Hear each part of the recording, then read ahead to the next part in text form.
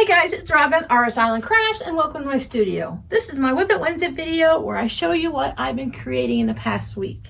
It's been trick-or-treat central here at my craft table. I had an order for 5 trick-or-treat bags, just as simple ones where you have the lining and the outside with a handle. I made these reversible. This guy here is my test subject.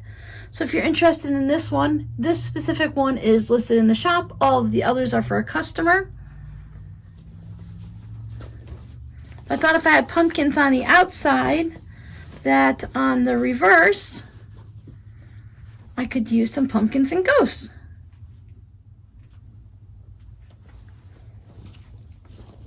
This is a style bag that I showed you in the past where you leave a little opening at the top and you turn it through there. That way both sides of the bags are the same. I did put a little bit of a gusset in it. I thought even for trick-or-treaters, it's nice to have your candy flat on the bottom so you can find which one you want a little bit easier. So this guy is in the shop. Oh, and I also still stitched the bottoms together so that the 2 pieces stay together and they don't come flip-flopping around when you're trying to turn them around and switch them or anything like that. And these are the bags that I made for my customer. Now my customer wanted some bat fabric. I showed her all of my Halloween fabric, but she wanted specifically for one bag, she wanted bats, which I have scraps, but not enough to make any type of a tote bag. So she provided this. These fabrics were purchased at Joann's. So this fun, I was hoping it would glow in the dark, but it doesn't. Very, very sad. And on the inside, she has this fabric. She wanted the black with the green bats on it for her handle, so I let her decide by how much fabric you purchased. You only need a little bit for just the actual bag. Then if you want the handles made from the same, then you have to have more. These fabrics, all of them I had myself, so I wasn't sure what she might want for the lining. I know I didn't want to just have a plain, like a muslin lining or a white or even an orange or green or blue or whatever. So I thought it would be fun that I would put another Halloween fabric on the inside. So this is the one she chose for this. This is the outside. And on the inside, I went with the pumpkins that I already showed you. You've seen this fabric before. I have a tote bag in the shop with it, a quilted tote bag. So we have the purple with the witches. And then on the inside, I thought this would be good because it's Halloween. Of course, there's orange on the outside and the inside, and it has witches going through it. And again, you've seen this fabric is also in the shop in a quilted Halloween bag. Now this fabric drove me crazy. It is not printed, what do they say? It's not printed on grain. No matter what I did and how I tried to cut it, you cannot cut on the black and white checkerboards and get it to be a square piece of fabric. I tried starching it. I tried kind of manipulating it a little bit here or there to get it to work. Nope, it's just slightly crooked. You get what you get, and it can't be helped. I think when you just look at the overall bit of it, because you're just seeing this part here, it looks really great. If you try to follow along on the top with the black and white checkerboard, that's when you're going to find that you're going to have some type of a problem with it being perfect. But I liked it overall. I like all the different ones, the different designs and the patterns on it and everything. And totally by accident, both sides are actually the same. That never happens when I'm cutting out fabric. But so that was the outside. And then I thought for the inside, I would go ahead, since again, this has got orange in it and it's got the linear lines and it's got some witches. So I went with the Halloween town there and with the flying witches on the inside. This guy's always my favorite, so he's got nice bright colors and purples and greens and everything everywhere. And for the inside, I went with just the pumpkins because I thought orange and pumpkins on the outside. I'll put the pumpkins on the inside. And again, everybody is totally reversible. So if I'm guessing they're for her grandkids, they're all going to be reversible. So if the kids want to change their mind, they can switch it up. But none of the outside fabrics repeat itself, so there's only one of each, because I was a little concerned that maybe if I put them all with one fabric and everyone turned them, how are they going to know whose is whose? But their handles are going to be different and the other fabrics are different, so it's going to work out fine. and everything is attached as usual down at the corners, so you don't have any seams there or on the side. I did put my tags on the lining, but if they switch it on the outside and the tags on the outside, I don't think that's going to be a problem. So I think what's good about these bags is they will be able to use them after Halloween. Yes, they're Halloween themed, but you could still use them. I thought about putting something calm on the inside, just like green for this one, and then they could reverse it and use it, but then I'd have to make the handles reversible and go through all of that. And for a quick, simple, easy project, I really didn't want to overthink it. So these are off into the mail. Plenty of time to go trick-or-treating. Thank you guys for watching my tutorial this past Friday, where we made one of these vinyl window bags where you can keep your notions in, or a project, or you can make it larger, make a bigger project.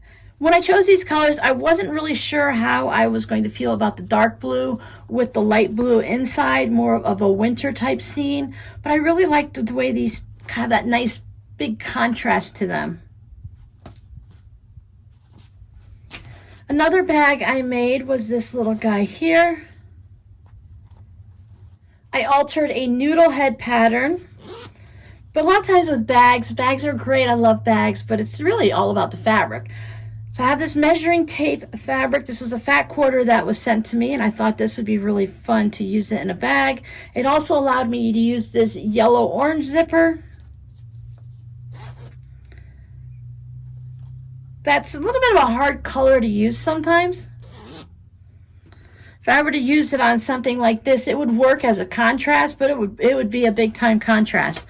So it's nice. Sometimes I choose my fabric and find a zipper, and other times I find a zipper and choose my fabric. It all depends on how many zippers I have that I need to use up. The heat and bond cards were a great idea. They worked out really well. They have made it around the country, and they were still stuck really well, so it wasn't a worry about anything peeling up. I worked with my patrons this past weekend, and we made another card. This is a fun glittery fabric again. I just love the way it has, you see that depth that it has? It just makes a really nice card to get in the mail and open up and see. Again, everything's nice and smooth, so no stitching. One of the people I sent a card to had suggested that maybe if I used a decorative stitch around here, that would look nice too. And then I was thinking, well, what if I used it as a color? Like maybe I used this type of a burgundy or green or something like that, and I did my stitching around it, or even gold.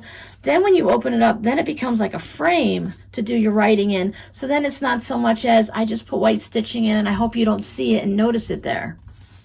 It wouldn't be too bad either if I have like some type of a Christmas stamp or whatever stamp goes with the card to put it right there, and then they still have plenty of space to write.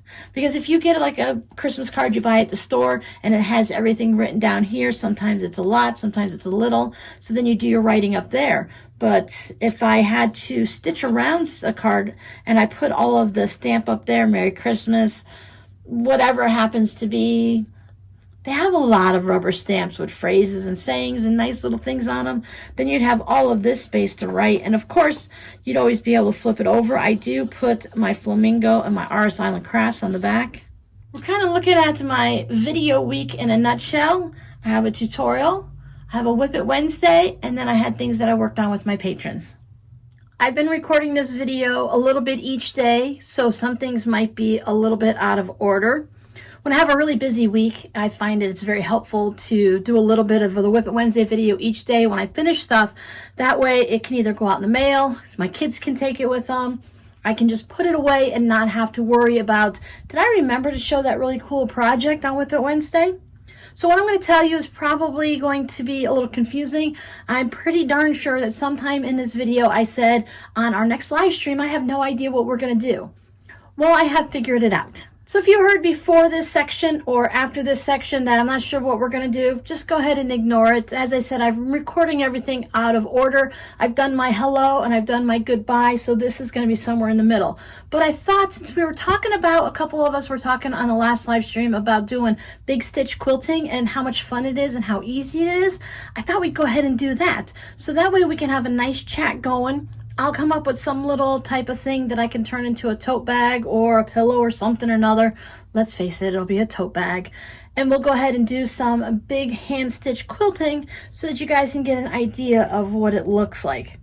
It's really exactly what it sounds like. It's doing quilting by hand, making really big stitches. Now I'm going to do mine with embroidery floss because that's what I have an abundance of in all of the good colors. Some people do it with a thicker thread. I believe it's Aurifil that has all of the good thread in all different thicknesses. There's one of them that,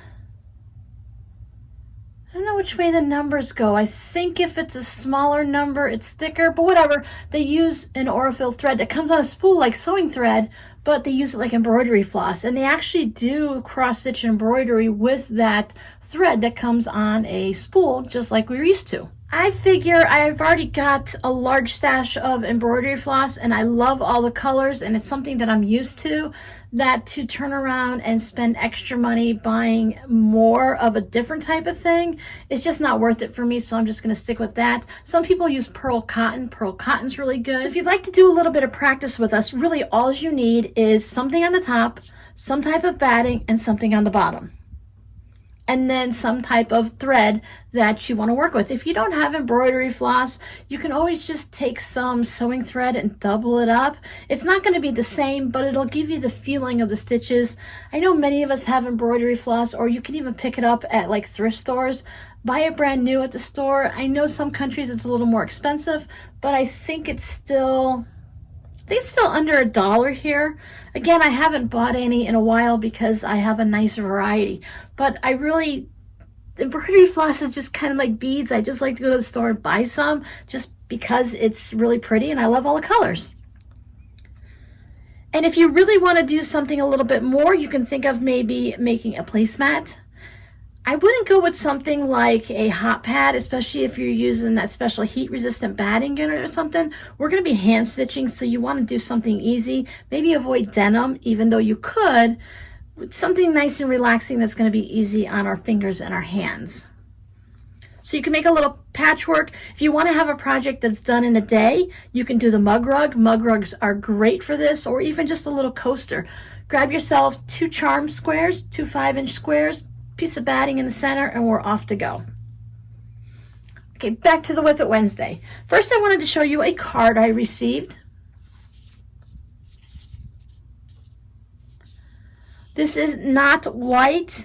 I think it's almost like a lilac color. Depends on how I put it in the light. Sometimes it shines a little bit more blue or more purple. She made the card just like, well, pretty much I'm going to say just like I do, based on the fact that there's no stitching through here, and I could see that this has been stitched down to a card and then it's got some type of double stick tape. But see all the fun scraps? I love the trolls. Mario and Luigi, it's always been a thing. I don't know what it is about these cute little lemons, but they're always great. There's some Pokemon stuff. So there's a lot of fun little things. Like, I don't even know who this toast is, but I've received scraps from this person in the past, and their scraps, I have them just like these that are now in my cards too. And I think that's just really kind of fun to share scraps all around. So she sent them to me. I created something with them, and I've sent them out to people like you. And I've decided that I think I like having the scraps go all the way to the edge. Mine, I just leave a little white border around it just to give that bit of contrast. I was a little concerned that this wasn't going to be good. Actually, I let someone else get in my head, and they said that I couldn't do it this way, that it would not be nice, that I should have a little white frame of a border around it. And yes, even I let people get into my head and make me change what I wanted to do. So I think in my next run, I will probably make some that cover the entire card like this. I love it. I have this turned over for the shock value because I want to show you what I've been working on. I finally got to a good point with this project. You ready? Da da da da. The things for my daughter. Now, I've been hesitant with these. I wasn't sure if I liked them. The palm trees, based on their logo, it has this empty space in the center. All of the leaves don't go to the center. So I tried to do that on a bunch of them. I tried having them go to the center, and I just realized that I'm just not good at palm tree leaves. But this looks really good to their logo, and the fact that I use this blue batik on the background here, I think that just makes it winning. That you're going to see so much of that like ocean view, that the sunset's great, the black palm trees are pretty good. The green ones, we're just going to ignore them because we don't even really see them. And I've got their bold stripe that goes underneath there, that little highlight line. So I did 4. She'd requested 3. And I had 1 just in case so that she can choose the 3 best ones she likes, or she can just go ahead and, oh, they look kind of good replicated like that. She can have all 4, she can have 3, you know, let her choose which ones she thinks are the best. Doesn't matter to me. The next step is to finish them off. They're all quilted. I used the wave stitch in a matching blue thread so you can't see it. You've already saw the backing I used. I was not going to use my good batik fabric on the backing when it's just going to go on a tabletop or a wall. So I'm fine with just putting something kind of fun. It's got gold sparkles in the back. It fits in with that blue-green theme still of the ocean type situation. I was going to put binding on it, but I think the only way I would want to bind this is if I used this blue background fabric again. And for one, I only have just a little bit left, and I'm really going to hoard it because I think it's so beautiful until I can find more. And I'm not just going to run up to Joann's and try to match it and pick up some. I decided I'll just go ahead and put that extra bit of work into it, and I'll make facings for all of them. That way it's just pulled to the back. And now with the facings, the extra work means I need to hand stitch everything back, because if I were to put binding on these, I would machine stitch the binding down. I might even use the wave thing if I were going to machine stitch it down. So that's okay. It's just going to mean a little bit more hands-on time with it. I can really go pretty quickly when I'm hand stitching the facing down. I think for a wall hanging like this, is probably not going to get washed at all, that it wouldn't be that big of a deal to, I don't need the little tiny stitches like I would do on a quilt, making sure that my binding stays down nice and tight. When a project like this with facing, I don't mind going, instead of like every 1/8 of an inch, going every 1/2 of an inch or 3/4 of an inch. I've never really measured it, but I know this type of project is more relaxed and I take bigger bites. But it still holds it down nice and tight. It's still really close enough together. So again, I tried to match the leaves up with all of their logos to get them all in the right spots based on the clock and stuff like that. Some of them, they're all a little bit different, and I don't know, it's just the way they went down. I did try, but it's okay. She loves them. She's shown them to a couple other people that are familiar with this video game YouTube channel's logo and stuff, summertime, and they all love it too. So I'm just gonna say, if she loves it, that's great. I'll just let it go. Haven't decided if I want to put my labels on them or not, if I want to put some tags on them. I think it's important to take credit for it, to say that I feel like I've done a good job, because what I have done, I've done well. I just haven't done that section. Like, everything's stitched down well. I've chosen fabric nicely. I've done my quilting. I've got some, you can see I have some crease marks in it still from the hair marker, so I'll have to give a little steam to get those out. So all of that is nice, and it's all done well. So I don't know. We'll see. I'll make that decision when I'm actually stitching the facing down, because that's when the tags or labels will go on. So remember, Friday at 3 o'clock in the afternoon on, what is it, October 1st, Eastern time, we're going to do some big chunky stitching. We're not going to do any of that fancy stuff like we talked about last time, where you build it as you go. We'll save that for another time, because this week we're also going to do a live sale afterwards. Check it out at the end. There will be more discussion about it. I have a very cute Minnie Mouse poncho that is adorable. That would be really sweet on someone's little girl, so I hope someone decides to go ahead and buy that.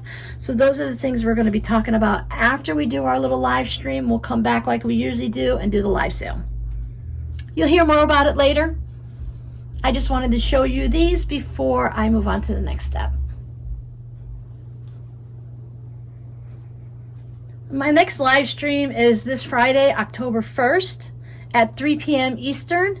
And I thought we'd kind of hang out for about an hour or so. I don't know if we're going to do a craft and chat or what I'm going to work on. It probably won't be an in-depth tutorial type thing, just something to work on as a group, a bunch of friends just hanging out and crafting.